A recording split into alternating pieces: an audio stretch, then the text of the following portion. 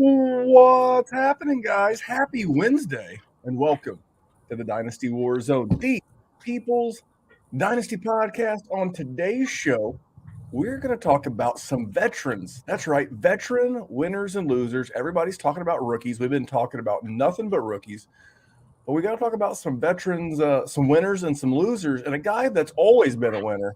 He is my co-host. You know him as the man of the hour and the man with the power. Jerry Sinclair, how are you recording live on YouTube on a Monday? Listen, it's good. A little change of pace. I get you just a hair earlier, which is awesome for me. And I get to talk football, and it's not rookies. We're doing what we do. The world zigs, we sort of zag a little bit. I don't want to say we're the largest contrarians in the dynasty space, but there's a hateful sons of bitches is what others would call us too. Man, I don't know about that, but I do know that our boy Dallas has been killing the rookie content on the Monday edition of the Rookie Rundown. He talked about post-rookie draft, undrafted free agents, and some taxi stashes. So go back and check that out from Monday the 16th. And before we get into the body of the show, YouTube, if you had been subscribing with notifications turned on, you would have already known this show had dropped Monday night. You could have listened to it on Tuesday morning. You could have already had this in your queue. So, Jerry, YouTube, you join me on a Monday. If you're a podcast consumer, you had to wait 2 additional days. I mean, come on. Everybody loves a sneak preview, man. If you could get, we talked about this, I think it was last week. If you could get Christmas presents a little earlier, I mean, you're always going to take one, right? At least one. We used to have the rule that on Christmas Eve, one present on Christmas Eve. But yeah, we're recording a day early because I am doing a guest spot with Rocky over on the Trade Addicts pod. So Jerry was kind enough to facilitate that guest spot by recording live on a Monday. But again, YouTube, subscribe. If you're a podcast listener, you're already subscribed to the podcast. Thank you. If you're new, hit the subscribe button. On Apple, I think it's called the follow button. It's like social media. Kind of weird, but what the hell? Just follow everywhere. I think we're going to go on a full TikTok ban. Maybe until Memorial Day. We are tick free. I have no ticks until at least Memorial Day, Jerry. How's that feel? It feels good. I'm trying to get Dallas to be like the official TikToker of the Dynasty WarZone. Oh, he wants no part of it. I don't think so. I mean, we'll see. Maybe it's him or Kyle. It'll have to be him or Kyle, Dr. Kyle. We'll see which one of the guys we can get to be the TikToker. But subscribe everywhere. Just go Dynasty WarZone. YouTube, Twitter, Instagram, you name it, you'll find us there. But Jerry, do you know what time it is? What is the time, Mr. Young? It is time for everybody's favorite segment, Good People, Bad Tweets. Now, this tweet was brought to me by one of our very own patrons. Now, Jerry, I don't like giving you a heads up. You like giving me a heads up because I want your honest reaction when I read this out. True. Are you ready? Oh, yeah, I think. All right, Britt. I won't say which patron. He was like, this is a lady. I'm like, we're an equal opportunity shop here at the Dynasty WarZone. Correct. Yeah, man, woman, beast, whatever. We don't care. If you put it out there on the Twitter box and it's not looking good, we will call you on it. We will not discriminate. So Britt says, I'm probably going to get skewered for this. Yes, you are. But I will start again. I'm probably going to get skewered for saying this, but here goes. Here goes, Britt, indeed. Patrick Mahomes may not be an every week starter this season. We saw him struggle a bit last year. Now the loss of a primary weapon and the newly beefed up AFC West, I don't know if he's matchup proof anymore. Now, for those of you not subscribed to YouTube, I actually visibly saw Jerry's reaction to Britt's take, and you can follow Britt at Britt_Flynn with an I, Flinn. Remember, be nice. But Jerry, I saw this from one of our patrons, and I was like, see, this is why you're going to get skewered.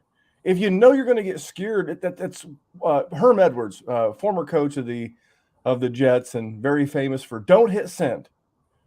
You either have to delete the tweet because there's no edit feature yet. I think Elon Musk could be coming with that for us.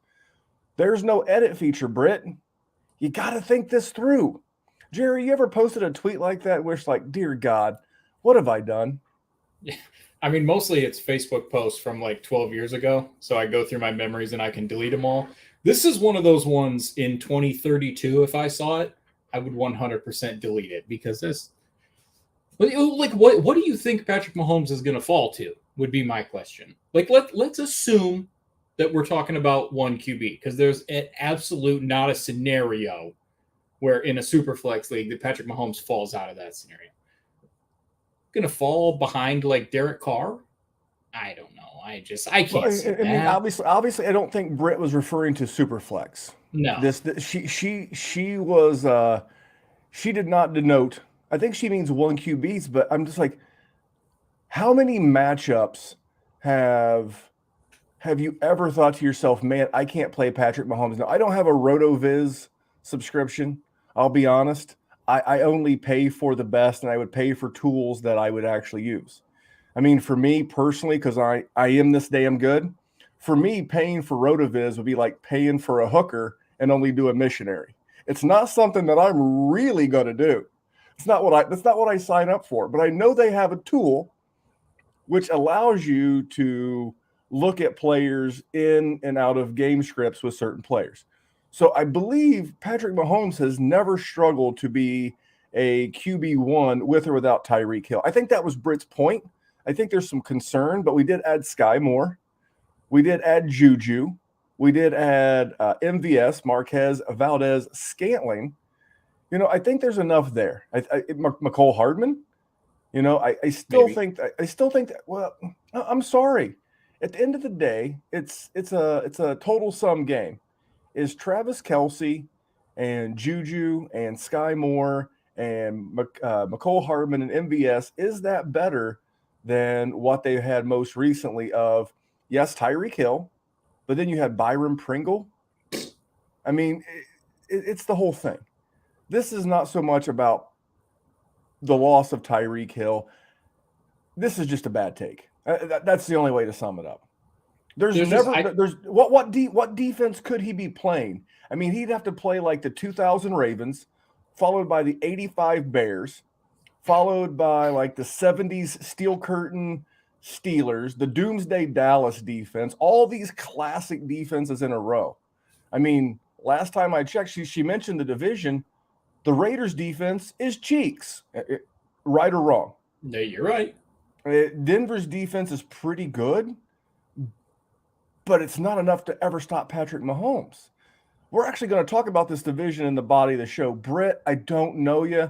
I'm going to make sure I follow you, but this is the time where you don't get cute. If you'd have said Aaron Rodgers without Devontae Adams is not an every week starter and a one QB, a couple of years ago, that was a fair take. Because what was it, 2019? Before LaFleur was there, the last year of McCarthy, there was some struggles with Aaron Rodgers. So I think that could be the case even this year. But I can tell you that there's not a planet in which we live on. I mean, seriously, I will end my portion of this on this. Have you seen Space Jam? The good one with Michael Jordan, not that piece of dog shit with LeBron James, the good one. Have you seen the good one? I haven't seen the LeBron one, so I will save my opinion for it. But yes, I have seen I've not seen it either. One. You know why? Because it's terrible. I don't have to see it. Have you seen Pulp Fiction? Yeah. I'll give you the classic line. Samuel L. Jackson. And sewer rat could taste like pumpkin pie, but I'm never going to know because I'm never going to eat the filthy motherfucker. And that's how I feel about Space Jam. It could be Taxi Driver. It could be The God, but I'm never going to know because I'm never going to watch it. But back to the original Space Jam, the good Space Jam, the one with Michael Jordan, if the Monstars came down and instead of hoops, we had to play one game of football to save our planet, how many quarterbacks are you choosing not named Patrick Mahomes? It's a small list for sure. maybe Josh Allen. But then again, I remember Patrick Mahomes beating Josh Allen with 13 seconds left on the clock. Yeah, he did. That was his struggles last year, apparently. I'm just saying. There's not a world in which we live, Britt, where you would ever, never, ever, ever, never, ever bench Patrick Mahomes. I see where you're going. You put some thought into it. Who the hell are you benching him for? That's an. I mean, who do you have? And where did you draft him in a 1 QB in a redraft?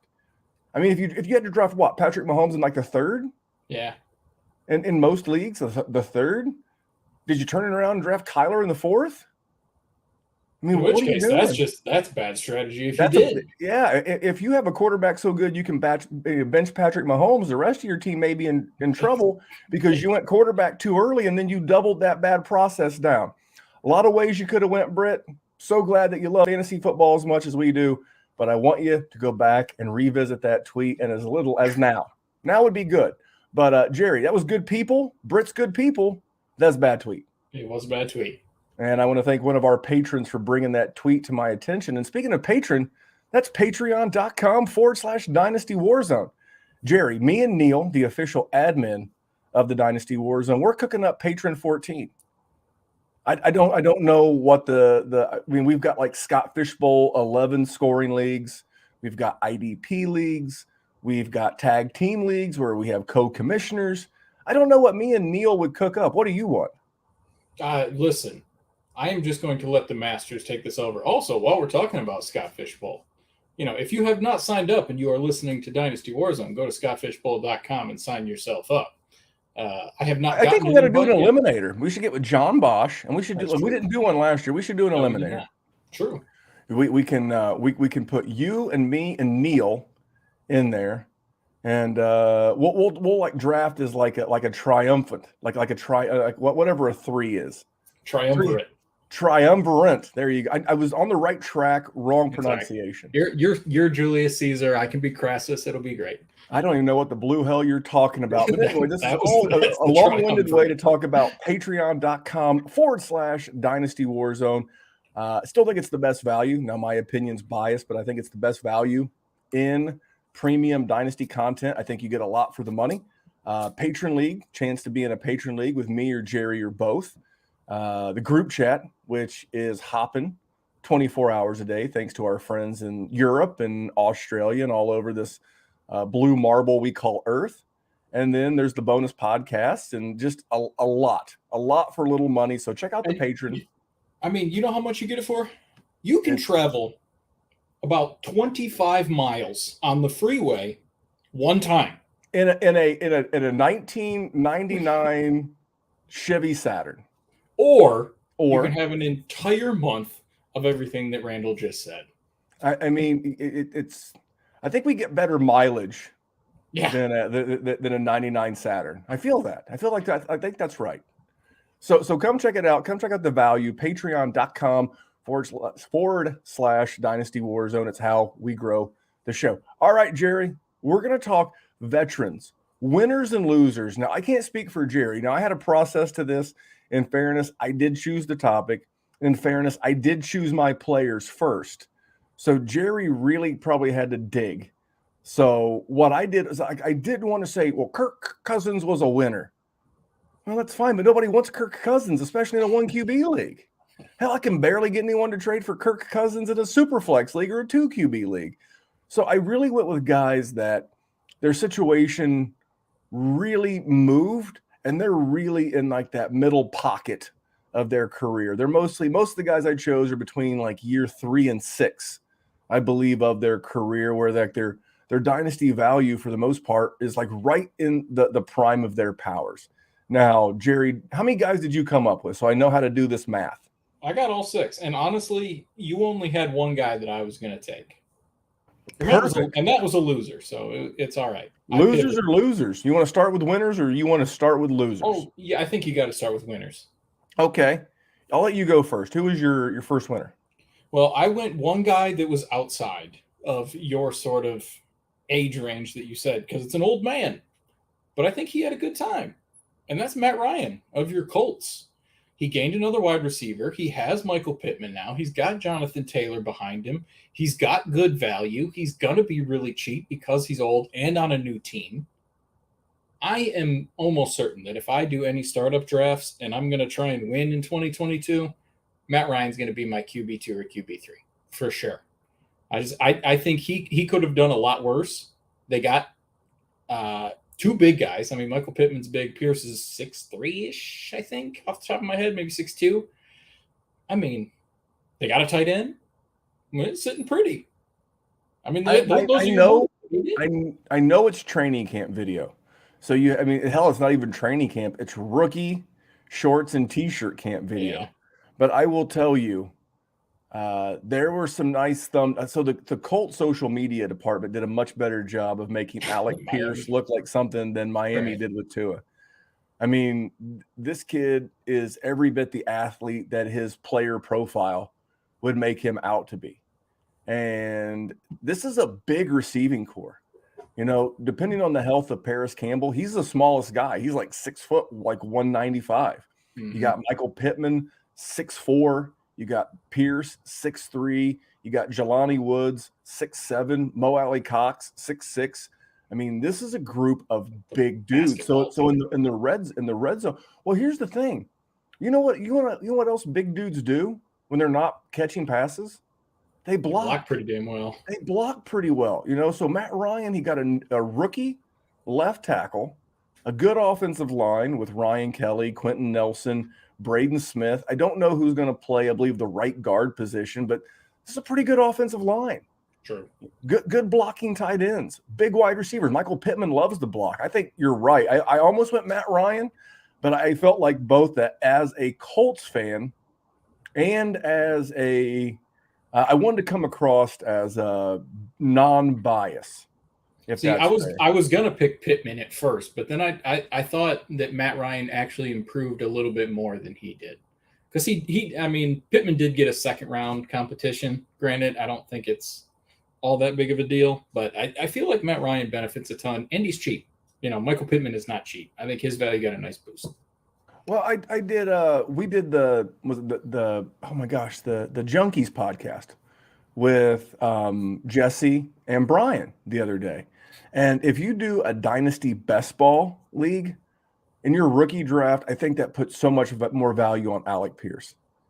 He's going to be a guy with 4.4 speed that I think he could be the game breaker for the Colts offense that they've wanted Paris Campbell to be the last couple of years. Going to be fascinating to see how the Colts offense, but you're right. I think if Phillip Rivers replicates the season that Matt Ryan replicates the season that Phillip Rivers had a couple of years ago, where he had like 4,400 yards and 27 touchdowns and was like a QB in the teens, like that, 13, 14, 15. That's a steal where you'll be able to acquire him in startups and in one QB league. So I don't hate that. I went young. I went boom bust. Let me ask you a question real quick before we get into this. Are you buying or selling Matt Ryan on an existing dynasty? I'm probably buying him just because he's cheap. As a contender, I would assume. Yeah. I mean, even if you're a rebuilder, I think you can have an argument for buying him and then flipping him in season. You know, once he has a 26-point game, 22-point game, strings a couple of them in a row, I think you'll be able to get some nice value. Pair it with your second, get a late first, maybe move up a couple picks because of it. I think that's a good deal. All right. Well, my guy was Zach Wilson of the New York Jets. And I think this one kind of feels obvious. Yep. But it doesn't make it any less true. Now, for me, Zach Wilson's not much of a buy because everyone knows that he, first of all, he came into camp kind of jacked, put on 15 pounds, looks visibly bigger, which you got to love that. I will say there is a Pro Football Focus, a PFF, data set out there that says if a QB doesn't break out in year 2, he really doesn't break out at all. It pretty much winds up being Flounder City. I think the exception is going to be a guy I'm going to talk about here in just a few minutes, but as opposed to a guy that he's not my loser, but could have been like a Justin Fields. I mean, the Jets, to their credit, went all in on their young signal caller. You already brought Corey Davis in last year. Okay, check. Drafted Elijah Moore last year at the second pick of the second round. Check. Bring in Garrett Wilson this year with the 110. Check. You draft two tight ends. Excuse me. You draft a tight end, one that Greg Cosell, one of my favorite legendary film grinders, comped to George Kittle coming out. So you have to like that. They also brought in CJ Uzoma. They brought in Tyler Conklin. They brought in a guard, Laken Conklin. They drafted Breece Hall. It's like this guy got upgrades everywhere. Wide receiver 2, upgrade. Wide receiver 3, because it's a weak link system. As the rest of the wide receivers get better, everybody, plays down a role, should be an advantage. They also re-signed Braxton Berrios, who had like a nice little run at the end of the season. So this offense is loaded. And here's the one thing that you're not hearing a lot of, but you heard it here first on the Dynasty WarZone. You know why, Jerry?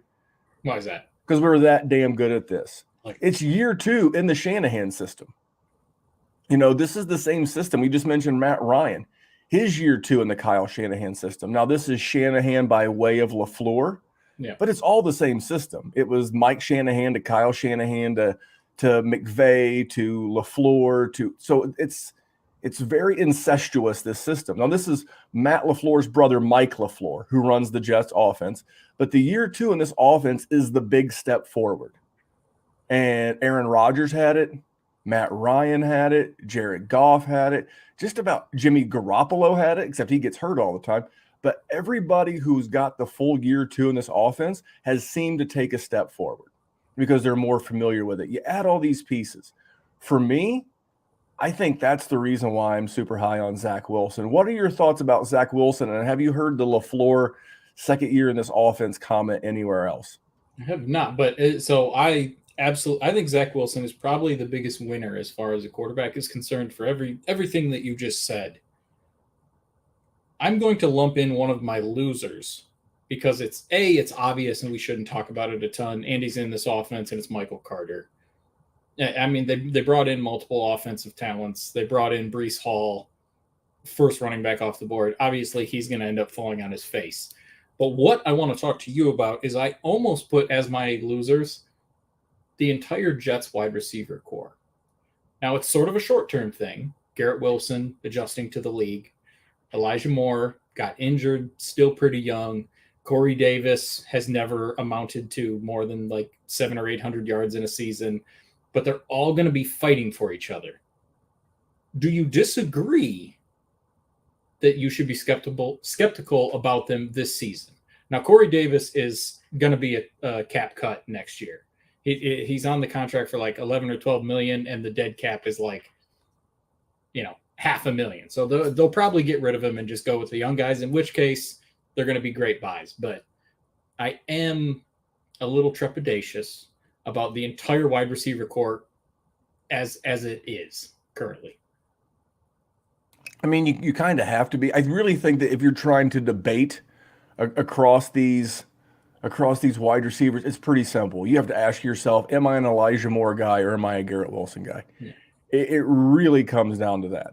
And for me, I think in redraft, I mean, just not to interrupt, but I think in redraft, Corey Davis might have the best season. Like, as gross as that is, and like as horrible as that makes your soul feel, like a kick right to the teeth, I just feel like he's got the extra year in the offense. I mean, I guess he missed as much time as Elijah Moore for the most part, but just a veteran guy hitting his prime. I wouldn't be surprised if he ended up leading that team. Jerry, as much as I love you like family, that is the silliest thing I've heard you say in a while. I mean, it sucks, but I don't think it's outside the realm of possibilities. You tell me what kind of odds you need. I'll give you the odds that Corey Davis does not lead this team in wide receiving. But just between the fact that he's not very good. Fair. And he gets hurt a lot. True. And if I had to put money on anyone, I think it would be Garrett Wilson. I think he would be my lead horse. If I had to rank the wide receivers, this will blow your mind. I would say Wilson, 1, Wilson to Wilson. I would say Elijah Moore, 2, Braxton Berrios, 3, Corey Davis, 4. Now, if you told me Corey Davis led this team in touchdowns, that would not surprise me. But if you're talking yards and catches, yeah, I'll take the 2 young guys for sure every single day. I'm Elijah Moore guy, but I mean, here's the thing. It's impossible. I think they could both be good. I mean, it was If seriously. Zach Wilson can grow, yeah. I mean, with Kirk Cousins last year through week 12, Adam Thielen was like the wide receiver 8 or 9, and Justin Jefferson was the wide receiver 5. And I know people are down on Zach Wilson, but last year between weeks 12 and 18, remember he got hurt there for a brief stretch, but from weeks 12 through 18, he was the QB 11 in that 7-game stretch. He was a QB1 in that stretch. And you just told me we added 3 better tight ends because they had Ryan Griffin last year and Tyler Kroft were their 2 tight ends. But now you bring in Azoma, Conklin, and the rookie Ruckert. You bring in Wilson. You bring in Hall. You bring in an additional line piece. I think Zach Wilson's got some real upside. And the guy did it averaging 14.5 points a game. So that's what Ryan Tannehill averaged at that point last year. So he's the kind of guy who's got sneaky upside, and I think he's a guy that you like. Now, you already mentioned one of your losers, the Jets wide receiver group as a whole. I'm going to stick with the quarterback position, and can I call a guy both a loser and a buy? Well, is that allowed? Who this person is? It's Baker Mayfield. Oh, yeah. Okay. You know, I mean, and here's the thing. As the original Dynasty Baker Mayfield hater, I was facts. Go back to 2017. Facts. It was 18. It was 18. It was 2018. And I got so much shit for hating on Baker Mayfield. I'm like, 6 foot tall, not very athletic. What's the love? Oh, you're wrong. He's the QB2 overall in the startup. Oh, here comes Odell Beckham Jr. No, he's terrible. But here's the thing. He's still one of the 32 best quarterbacks on the planet. Also true.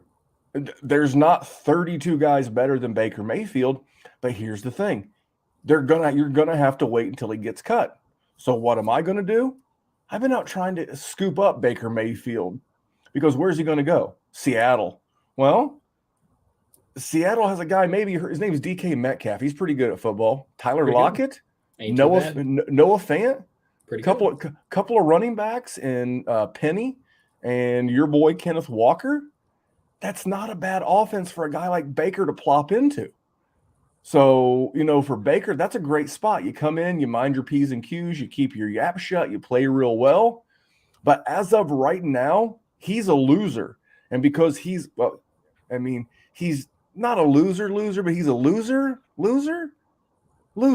But he's the guy that you know nobody wants right now.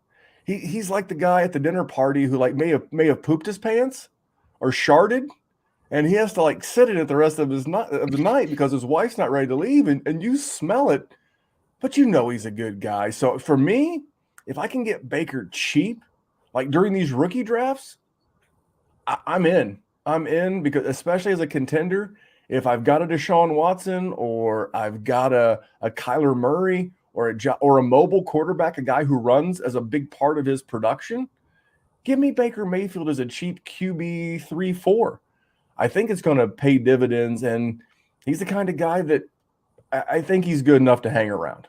At some point, he's going to get a new pair of drawers, and you're going to be happy that you got him when he had it, you know, that way. And that'll be an improvement. I'm with you. I think that was a good pick.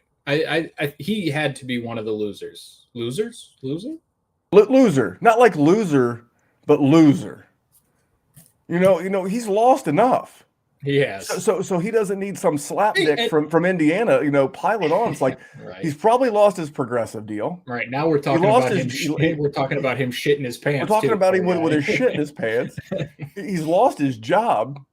I mean, I'm not here to pile on Baker. I mean, he's lost a ton of dynasty value. He's lost a ton, but how much do you think it'll rebound? Because he's going to get a job. That's the whole thing, though. Is I think there's this misconception out there. Here's the thing. I would have to go through and like actually look at the teams. I think no one wants to pay him $18 million a year, and Cleveland's on the hook for every penny of it. So if you're Baker Mayfield, you're just waiting until the day they cut you, and the day they cut you, you can go out and take because you're getting $18 million from Cleveland. Yep. So you don't have to worry about where your next meal's coming from. You can really go to a situation that you find as upside as possible And when you find that position, then you go in, you play well, and then maybe you get that contract next year because there's going to be the situation is going to roll over next year. Mitch Trubisky got a job this year. Jameis Winston got a job. And Coming all off of their value was, pretty depressed. Yes, pretty depressed. Well, give me a winner. I'm depressed. I'm talking about losers and depression. I need some positives in my life. Let's talk about a dude that was sort of left for dead, and he was going against sort of another hype sort of asset in the backfield, and he ended up winning out, and he had a great season yet again, and that's James Conner. In the draft, his competition was what exactly? He got Keontae Ingram going there in the 5th round, if I remember right. Keontae Ingram big fella can get into the end zone, but you know who has a better nose for the end zone? James Conner. I honestly, and he's under contract for 3 years. That's a good offense, and they're not going to stare at him. Can I add a thing? Can I make your point better? Oh, absolutely. As long as Kyler Murray does not have the long-term contract, is Kyler inspired to run more or less? Less. Exactly. He's like, screw you guys. Mm-hmm. I'm not running around getting clipped. I'm not making $70 million a year. Absolutely not. Let James Conner and Eno Benjamin and Ingram and let these guys take the touches. I'm not running. He has no incentive to run right now because he knows that if he gets hurt again, because he's been hurt the last 2 years, nothing major. I think it was shoulder both years. I know it was shoulder last year for sure. But, he is going to be much less inclined to run, which means not stealing touches out of the backfield, not vulturing touchdowns. I think that's one of the low-key secret benefits of Mr. Conner, besides being in a backfield with a Keontae. Was that it? Keontae, yeah. Keontae, and fava beans, and a nice Keontae Ingram. Of course. Listen, I mean, James Conner's good too. Yeah, he gets bad rep because he came into the offense or into the league under Le'Veon Bell. Le'Veon Bell was a superstar. And then he was left for dead a little bit because he got banged up a lot. As soon as the man was healthy, he was good. And he's been a solid back-end RB1, and you're getting him for back-end RB2 prices than you have been. Now, it's going up. Don't get me wrong. But he was absolutely a winner. They absolutely could have drafted somebody, a more higher profile guy in Dynasty would have, absolutely scooped them up and cast James Conner aside, but that didn't happen. James, so we'll play a trivia game with you. Are you ready? Oh, yeah. James Conner missed 2 games. He played 15 out of a possible 17 games. Pretty good. Where did James Conner finish on the season at the running back position? From 1 to infinity, where did he finish? 8. 5. Okay. 5. See what I'm saying? He missed weeks 16 and 17, which is tough because that would have been your fantasy semifinals and championships in that window. But man, are you kidding me? That is a steal because he's unsexy. I mean, not like in like a real life sense. I mean, people find what they like. But I'm talking about from a football standpoint. I think it's a solid pick. I'm smart sometimes. I have a winner as well. And he's a guy that I've been in debate with trying to acquire. I just can't bring myself to overpay. It's J.K. Dobbins. A guy that had a lot of steam 2 years ago in the 2020 rookie draft. He had a middle of the road rookie season, wasn't great, but you saw flashes. You saw found the end zone a lot. The term moments of brilliance come to mind with J.K. Dobbins. He tore the ACL, and I think there was some other ligament involvement in there as well last year. They also lost the Gus Bus. But then, I mean, the only real running back of note they've added was, I think it's Tyler Badie. You're the college guy, Jerry. You're supposed to be helping me out here. I mean, I don't know how to pronounce it. I think it's Badie, though. I mean, it feels right. I wanted to put some French on it, some of that from the Bayou. Chewy, boy, that Badie out there, boy. Mm-hmm. But I don't know how it's pronounced. I don't watch college football. But anyway, they brought him in the 6th round. It's him and the Gus Bus. Yeah. This is not a James. this is not a James Robinson, Travis Etienne take. Maybe those could have been your guys, but it's the same thing. Who'd they bring in? Snoop Connor. Great name, by the way. Been scooping up a lot of late Snoop Connor in rookie drafts. The same thing with Tyler Batty. But for me, this is good news for those guys that are coming off injuries. It means, and we'll just go ahead and lump the Jacksonville guys in there too. It means, James Robinson's probably progressing a little bit. It means that Travis Etienne's probably in great shape coming off the foot injury. And it means that the Gus Bus and the guy I'm talking about, J.K. Dobbins, probably looking pretty good in mini camp and, team physicals. And, that's good news if you're in the J.K. Dobbins business. I mean, and why am I excited? Well, Jerry, this is the offense last year that made the corpse of Devonta Freeman look. There were legit teams at the end of the season who were playing Freeman, not to be confused with Deonta Foreman, in their lineups. What do you think about JK?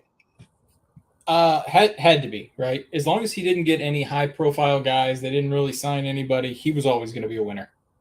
I'm with you, and I'm very excited about him. I'm definitely higher on him than you are. I think he's got a great nose for the ball. He's a great pass catcher.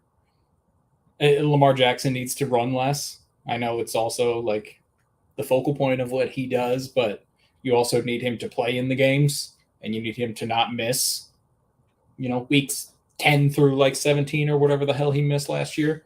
Jerry, you're a good teammate. Can I just tell you that real quick? So I did this. I accentuated your point by bringing up Kyler, his contract situation, and the impact it would have on James Conner. And look at you doing the same for me.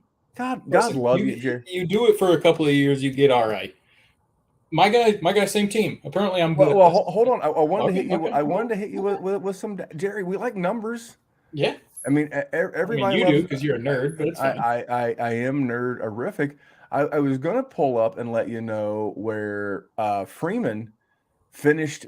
Toward that back end of the season, over the last we'll call it 6 games. He was an RB2. I guess technically an RB3. He was RB28. That's Devonta Freeman. Yeah. I think it's a steal. Getting J.K. Dobbins. I tried to get him for the 107 and a 2023 second. Now, per our good friends over at the DTC, the Dynasty Trade Calculator, the official trade calculator of the Dynasty WarZone, I was losing that trade by a hair, and I was told that was not enough. I would have told you to piss off. How many other running back could I get? Alvin Kamara for 2 firsts? I think I could. You probably can. Could I get Joe Mixon? Can I get Joe Mixon for 2 firsts? Maybe. Can I get Aaron Jones? Can I get Aaron Jones for a first?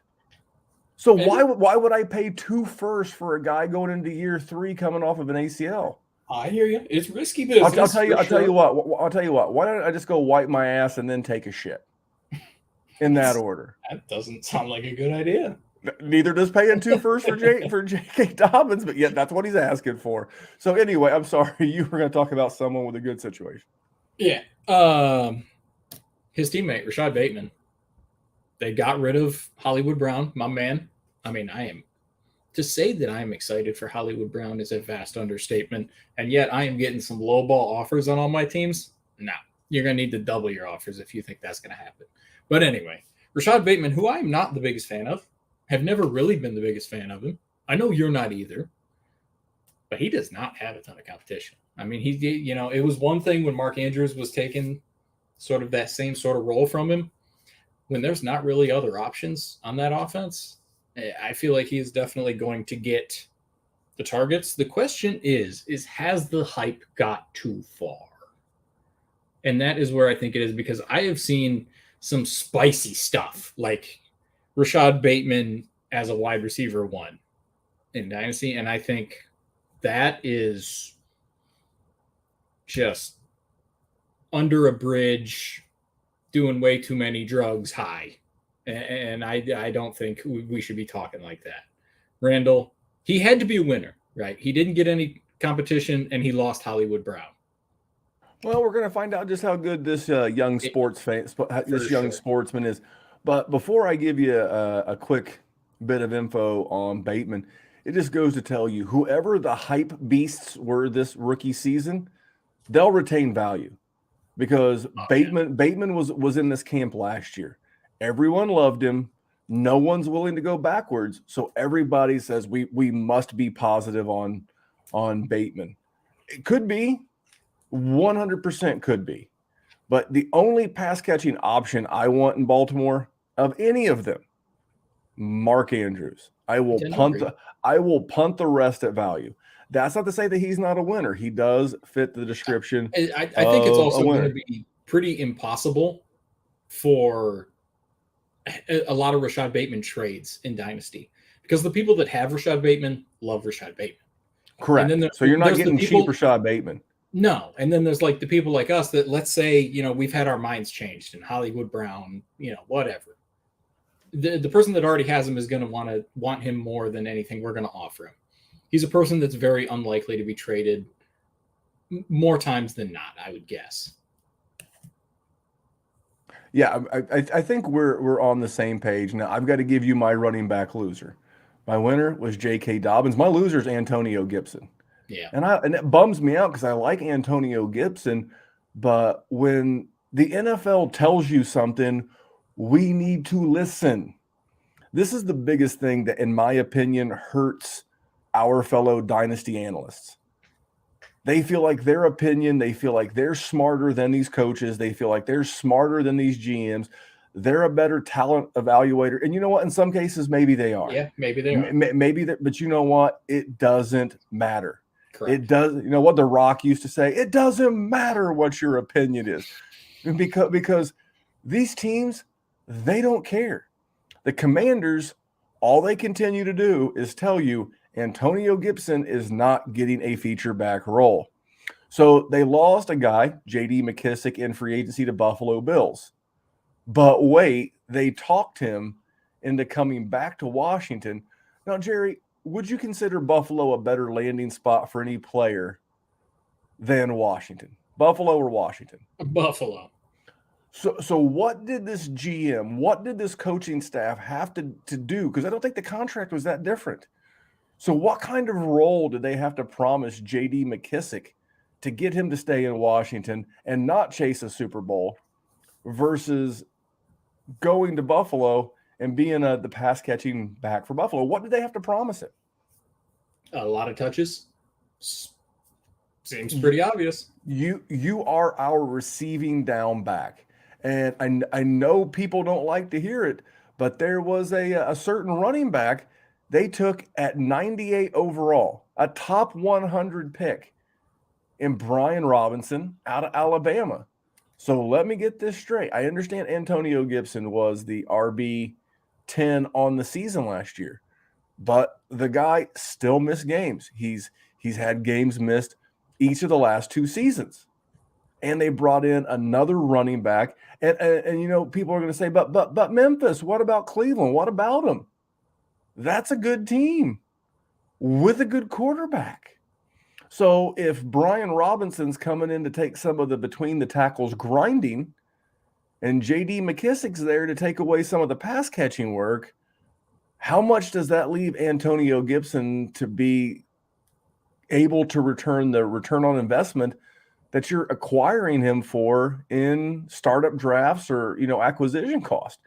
For me, I just think the value's not there, and this is a bad team that's going to be behind. So if they're behind and McKissick's getting the passing down work, how does he score fantasy points, Jerry? I'm with you. This was the person that I mentioned that we had the same loser. Mine was also Antonio Gibson for this reason. And I think Brian Robinson is sort of a perfect complement. You know, he's a guy that got quite a bit of work his senior year at Alabama, had some monster games. I think he had a huge game his freshman year in the championship. So, I mean, he's been on big stages. He's done big things. And Antonio Gibson, you know, like you said, what is that team telling us they want to do? Whether you agree with it or not, they're telling you this man is not going to be getting 300 touches. But his startup value, sure as hell, is damn near up there. Yeah, I was once told, Jerry, don't fail an open book test. No. You're a special kind of dumb Yeah. if you fail an open book test. So anyway, so I think we have wide receivers left. Is that right? I said you already had the Jets as losers. You have two more, winner, loser. What you got? I have two losers. I actually did back-to-back winners because I'm a bit of a bozo. Neither of them were wide receivers. And an optimist. Yeah, a little bit. I went with one. He's a guy that's never really done anything, but he had some hype, and that's Alberto, not Okwabonum, or however you say his last name. You know, he was a guy that a lot of people had stashed as a tight end, and you were hoping to see him break out.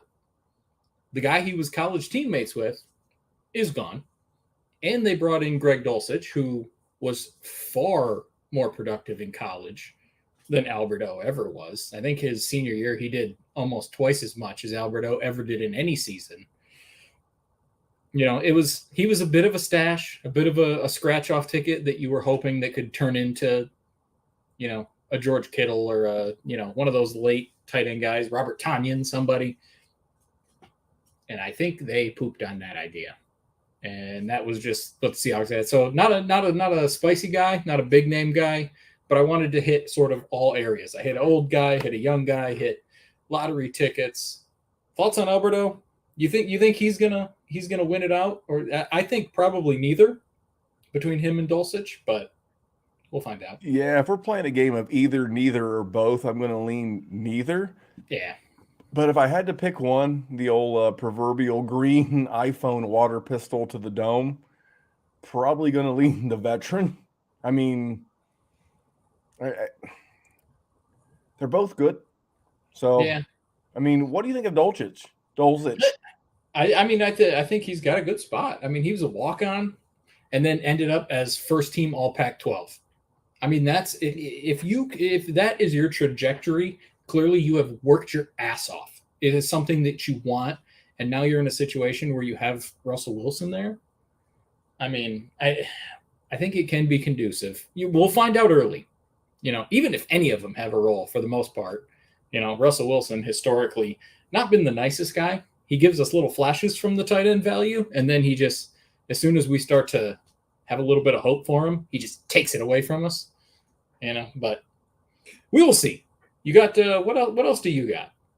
Well, I'm glad we're talking about Russell Wilson because my wide receiver winner was Cortland Sutton. Had to be. And you know, it's ironic. I don't want to come across as a guy who talks it out of both sides of my mouth because people are like, well, Memphis, you said last week that you don't like Drake London because he's tall and he plays the X and I said every word of that. But this is where situation matters. This is where what I think doesn't matter. Because I've always said this, Marcus Mariota seems like the nicest fella in the world. He also seems like a bit of a chicken shit, and he ain't going to turn the ball loose, which is why I don't like the big-bodied wide receiver with him, especially he's also got the tight end. But that's why I absolutely, with Russell Wilson, this is the fit. This is the signature fit. Is DK Metcalf with any other quarterback? Maybe.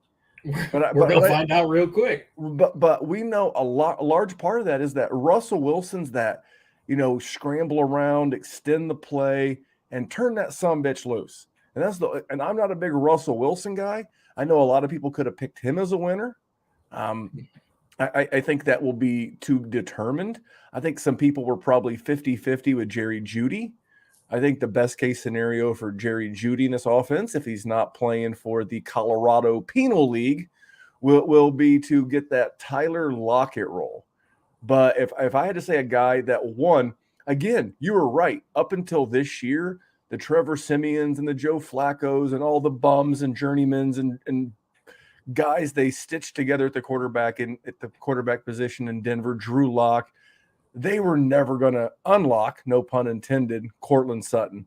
But Russell Wilson has the tools and the ability to unlock Cortland Sutton. So not only did he get paid in the offseason, he's like, 26, 27 years old. He's entering his physical prime.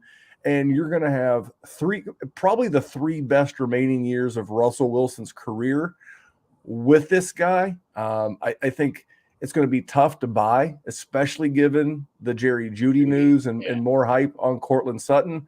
But you have to love this as a Cortland Sutton guy. I've got a few shares, not as many as I did at one time, but I think this is the best possible moment for Cortland Sutton and his GMs, Jerry. I tend to agree with you. I have no arguments. And as for my last loser, Randy, this is going to be music to your ears because this is an argument. I don't want to say it's like 2018, but this is your new Baker Mayfield. And he plays for the Chicago Bears, and he is their quarterback. And he played at Ohio State and is Justin Fields. Now, that argument aside, they did this man no favors. They drafted one wide receiver much later than they needed to. They didn't sign anybody worth a damn. They still got David Montgomery, who's on the edge of his. You mean Dante Pettis, the recent signees? No, Equanimous St. Brown, Byron Pringle. This does not inspire confidence in Mr. Fields. No, and listen, I mean, I could make Velus Jones age jokes. I forgot about Velus. But maybe he's good. Just because he's 25 doesn't necessarily mean he's going to be bad. That is yet to be seen. But they could have done a lot more for the man, and they didn't. And it was already not a great situation with what they had last year, and that was with Allen Robinson. So what am I really thinking that Justin Fields is going to do? Do I really think he's going to improve that much? I honestly, it's weird. I think this it insulates his value another year. You know what I mean? Because not for you, but I think they're setting this guy up to fail. And I can sum up the Bears' entire offseason in about 3 seconds. Are you ready? Yeah. That's the Bears offseason. I think it was Eddie Jackson, but the first major free agent signing, the big name on the first day of free agency was a defensive tackle who ended up failing a physical. And then their first two picks in the draft, one was a safety.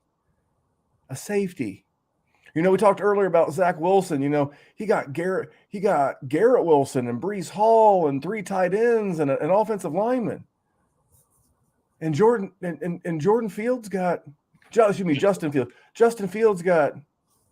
Equanimous St. Brown, Velus Jones. I mean, it was not nice. It was. I mean, regardless of what you think about Christian Kirk, at least he got Christian Kirk. That's a good point. I mean, he still has Marvin Jones. Trevor Lawrence got things. Mac Jones, whether Tyquan Thornton, Thompson, whatever. Oh no, it is Thornton. You're right. It is Thornton. Yeah, I screwed that up. Yeah, it's not atypical.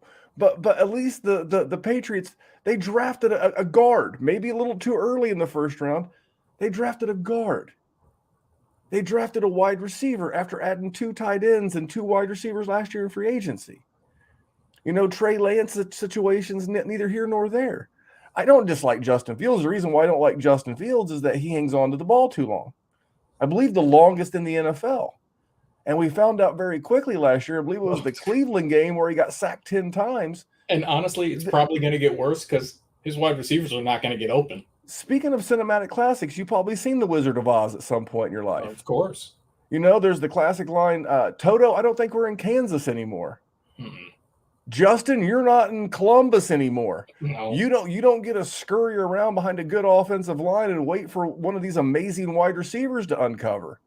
In the NFL, you got to grip it and rip it, or you're going to die. So this is not really an Justin Fields take, but I don't think he's a loser as much as I think he's mistreated. It's borderline criminal. It's like as in the world of NFL GMs, what they are doing to Justin Fields is criminal. You trade up for the man to make him your focal point. He is going to be your future, and then you spit directly into his face and give him nothing to succeed. I don't get it. I will say though, I do think it insulates his value a little bit. I think he is I going to really be given don't. the benefit of the doubt because of how poor the situation is. I will just say this. The GM that drafted him is no longer there. Now, I wasn't going to share this on the I'm saying I in the wasn't eyes of the dynasty player. because I've been saving this for the patrons, Okay. but Spoiler. you know what a fan of Vegas I am. Of course. The current number for quarterbacks taken in the first round of next year NFL draft is 5.5, which means there's between 5 and 6 QBs that are going to go in the first round next year. And I'm not saying Ryan Poles and Matt Eberflus want to draft their guy, but here's the thing. 5 to 6 guys are losing their job next year. That's 20% of the league. 20%. I don't think he's as safe as you think he is. Now, had they drafted him, because I've said this before, I think the Bears are doing it backwards. I think the Bears did it backwards. You got the quarterback, and then you try the opposite of what the Lions are doing. And by the time that the Lions are doing as crazy as much as this hurts to say, the Lions are doing it the right way. They've built the offensive line. Would trade in division and give us Justin Fields. I think we've seen Jared Goff look serviceable in Detroit, and that's the kind of situation that next year, when Detroit's drafted in the top 5, correct, and they get their quarterback of the future, that guy's walking into a good offensive line, good weapons. They've added to the defense, and they'll be ready because some of those other guys they've drafted in the first round high that they're ready to pay, they'll be able to pay because their rookie will be on year 1 of his contract. Whereas the Bears are doing it backwards because I keep wanting to say Justin Fields. It is Justin. Justin Fields. Yourself up. I used to work with a guy named Jordan Fields. Find him on LinkedIn. Get at him. But Justin Fields, he'll be going into year 3. You know what quarterbacks want after year 3? Money. The Kyler Murray, especially if for some reason Fields has a really good year this year. So I don't know. I don't understand it. Yes, from a dynasty standpoint, he is a loser. But I'm buying the losers and selling the winners, except for these 2 losers. I have a combo of losers. Oh, okay. You ready? Yeah. A.J. Brown and Devonta Smith. Yeah. Couple of losers. And I like both of them in a vacuum. But trivia question, I love a good trivia question. Of course. Do you know which team? Now I'm leading the witness, Your Honor. Do you know which team led the NFL in rushing percentage last year? The only team to have more rush attempts than pass attempts. Do you have any guesses? Does it rhyme with the Philadelphia Beagles? It sounds just like the Philadelphia Beagles. And the Philadelphia Beagles also happen to have one of the top 5 to 6 easiest strengths of schedule this year. So guess what they're going to do again? It doesn't mean, and I've heard the defense of A.J. Brown. Well, what are you going to do in 2 years when they have a good new quarterback? Nick Sirianni is still the head coach? Because even if Justin Fields doesn't progress, I did a little math, Jerry. More math for you. You love the math. I don't, but what do you got? It's math minus a spreadsheet. Because I can handle the math, the spreadsheet, little old. But so the Eagles last year in 17 games passed the ball 525 times. That equates to 31 pass attempts. 31 pass attempts a game. Jerry, last time I checked, you can correct 31 a lot or a little? Not a ton. Not a ton. And old Jalen Hurts completed, just above 60% of his passes. So okay, like 17? 19 completions. Okay. So how are we going to divvy up these old 19 completions between Dallas Goedert, between Devonta Smith, between A.J. Brown, and there's still going to be some sprinklings for, the Quez Watkins. They brought in Zach Pascal from the Colts. A.J. Brown, not the healthiest guy around, has missed, multiple games every year, I believe. Now, credit the man, he got paid. As the kids say, he got the bag. But this guy I have not redone my ranking since the rookie draft, but there's no way he can be in the top 5. I'm with you. I think I mean, I've been trading a shitload of them. And honestly, I've been buying other guys high just based on AJ Brown's name. Like I paid a lot for Jamar Chase in a trade. I think it was like too late first and AJ Brown for Jamar Chase in like a second or something. Which, listen, I get it. When you hear it, you're like, why would you do that? I really don't believe in Jalen Hurts, and I really think. I mean, we're talking about AJ Brown, who has never had 1,100 yards in a season. Now, granted, he gets hurt, right? He misses games, which is part of the reason for that. I can't play him when he misses games either. So, It's just I will odd. swing for Jamar. It's odd. I mean, again, this is another example of a team going all in around around their quarterback. They're going to see what they got. This is the same thing they're doing with Tua. This is the same thing they're doing with Zach Wilson. But again, spoiler alert, Vegas Randy, is I got actually I got some numbers for you. okay. Jerry and numbers, the oil and water, but we're going to give her a whirl. So you brought up, about 19 catches a game ish, 19-ish on average. I'd say 18, 19. Yeah. But what's the yardage look like? Because I could foresee, maybe 6 or 7 catches, and that'd be juicy, right? But what is that 6 or 7? Each? Yeah, let's. I'm living in the upper echelons here. I'm okay. guessing so Dallas Goedert died, but okay, 6 or 7 each got you. Yes. So he got hit by a train. Yes, exactly. So let's hope. Let's talk about like the last.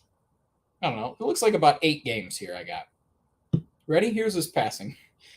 115 yards, 236, 103, 162, 178, 149, 129, and then it gets a little spicy right at the end. 296, 199, 214. So if we're splitting up 17, 18, 19 catches on 170 yards, what? A wide receiver 5? I don't think so. No, sir. Just saying. I'm selling AJ Brown on name. Yeah. He's going to finish as wide receiver 22, and you're going to be pissed off that you didn't sell him. I mean, you did the numbers, but 15 games played for Jalen Hurts, 3,144 yards. 200 yards a game. I mean, 200 yards and a little bit of actually 210, just a shade under 210. 16 passing touchdowns. 1 a game. Who's getting the 1? Is it Smith? We can't give it to Goddard. Jerry killed him off. A.J. Brown? Watkins? Haskell? The running backs that never get any passes? This was, in my opinion, the biggest fall from Dynasty grace of any of these guys, Jerry. But Ryan Tannehill isn't good, Randy. Hey, you know what? Bold. I'm not ready for a bold statement yet, but in my mind, I'm thinking, is it going to be a bold statement when I say Treylon Burks outscores A.J. Brown in his rookie campaign? I don't think so. You don't think so? No, I don't think so. So I'm not a Treylon Burks guy. So you don't like Treylon? No, I do. I think he's going to outscore. That's why I don't think it's okay. I got that backwards. I thought you were low key agreeing with me. Yes, I am. No, I'm not low key agreeing. I'm screaming from the mountaintops that I think. So you're just going to borrow that as one of your spicy takes when we do spicy. 100%. Takes. No, it is mine. It's mine now. It is. Look at me. I am the captain. So there's some winners and losers, but I want to shout out the YouTube chat. Mike and David and all these guys, but we had an interesting question. Not football. Can we end the show with a non-football related question? Oh God, I hope so. All right. So Maddie presents football and wrestling. Dynasty WarZone. Love the hat and the football content. He's referring to Jerry's DWZ hat. Who is your favorite NWO member? Jerry, do you have a favorite NWO member? No, so this guy is not an original NWO member, but I will always have a special spot in my heart for X-Pac, right? Like Suck It. Yeah, he's great. The Suck It is great, but, if we're going to pick anybody, rest in peace, bon animal to Scott Hall, man. You got it. Big Scott, all these guys. True. So I'm Maddie. I'm not going to answer this as if who is the better wrestler. I don't even remember. But I will tell you, if I would like want to go and hang out with any, it would have been Kevin Nash. You still hear Kevin Nash on like nostalgia podcast and whatever. He just seems like the coolest dude in the room. A lot of fun, super intelligent. I think Jerry would enjoy his company. He's well read, and but all those guys were great, extremely entertaining. And there you go, Jerry. Another podcast, winners and losers, and a favorite NWO Listen, member. Listen. Anytime we can mix some wrestling, anytime we can mix some poker, anytime we can mix some Pulp Fiction, we're always going to do it. And I think we hit 2 of the 3. So that's I think we hit all. I think we hit all the 3. The one thing we're going to do at some point is we're going to do a watch along. We're going to do it live on YouTube.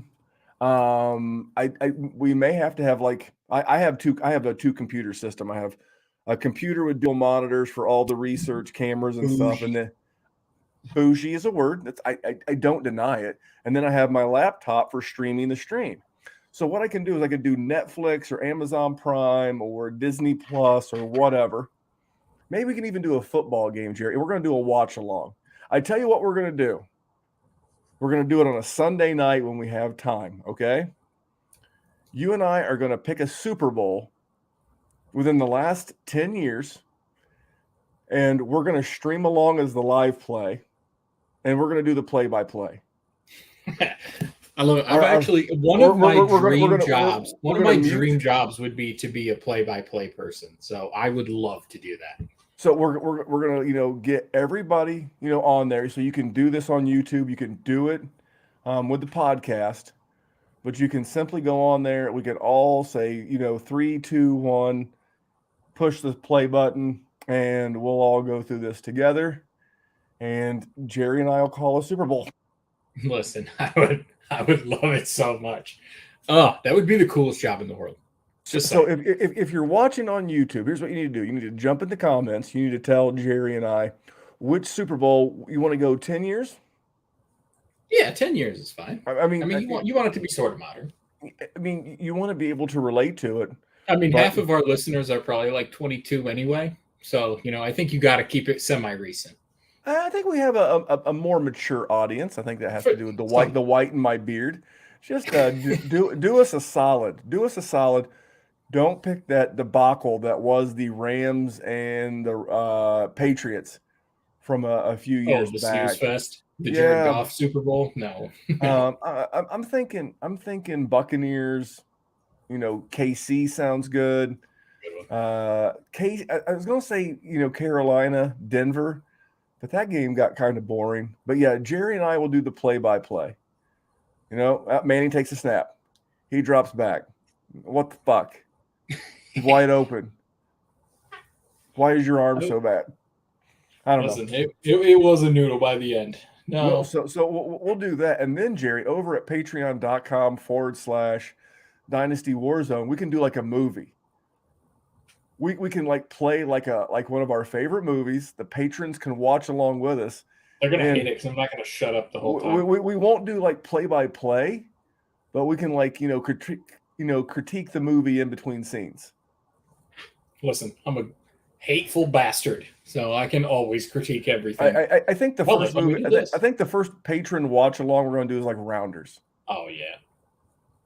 It feels like some. So if you're into that kind of stuff, patreon.com/Dynasty WarZone. We're going to get out of here, but I'm going to take just a second to remind you of my buddy Matt over at Hate Brand Goods. It's the athletic apparel I wear. If you're watching the podcast, I'm wearing one of the t-shirts as we speak.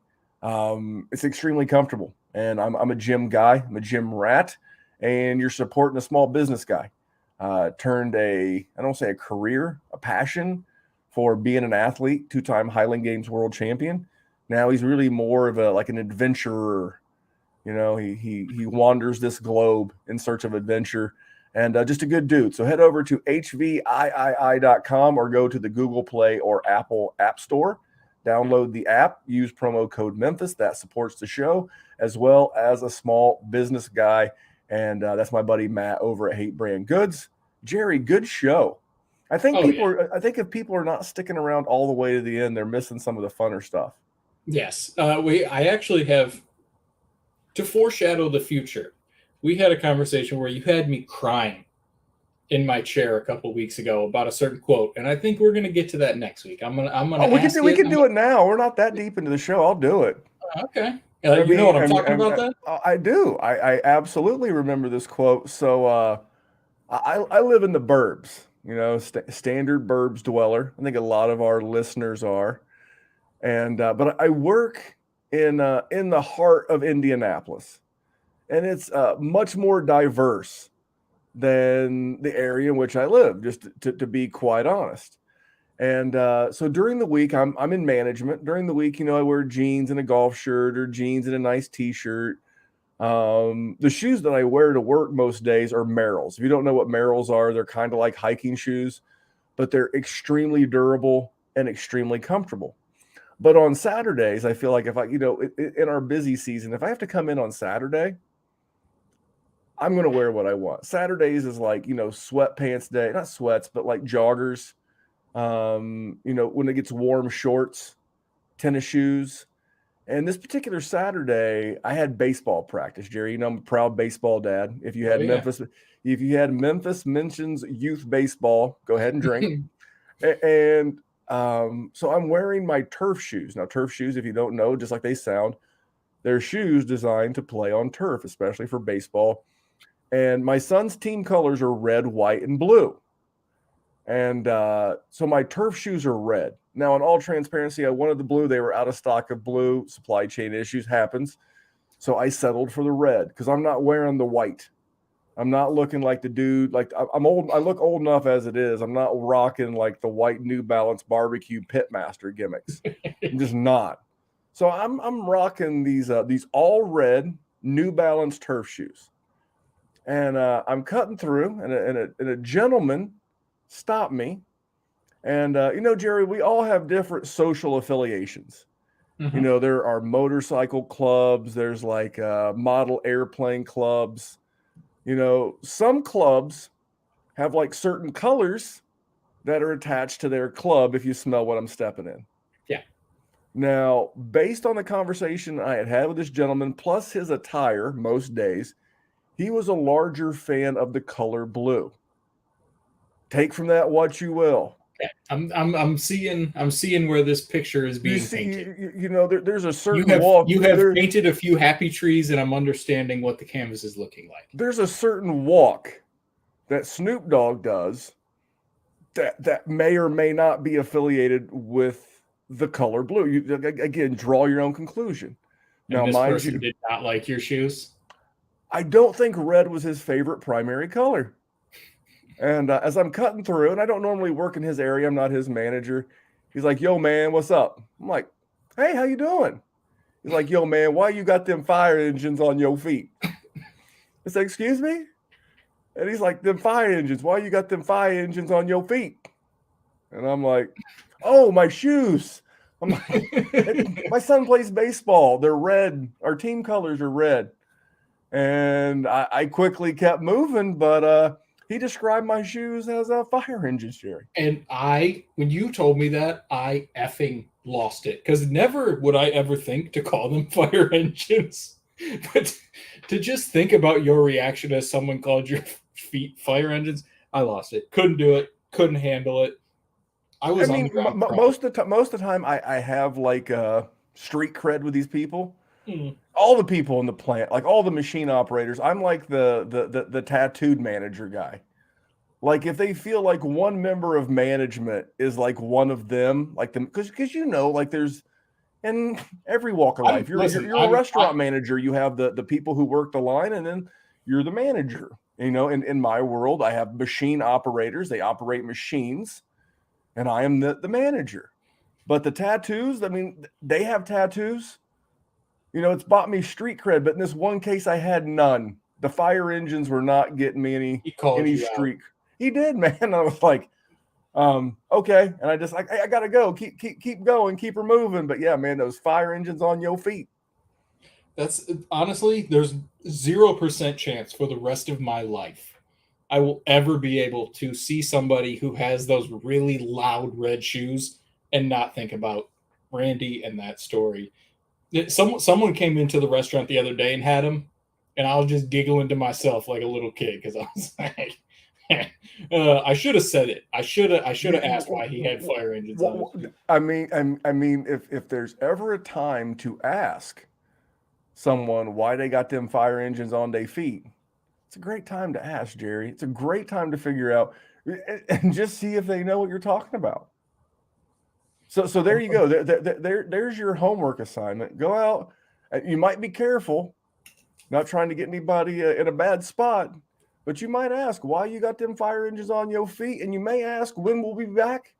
Jerry, we'll be back next week with more fantasy goodness. Make sure to look around for Dynasty War Games that dropped on Tuesday with our boys Jesse, Mike, and Chad.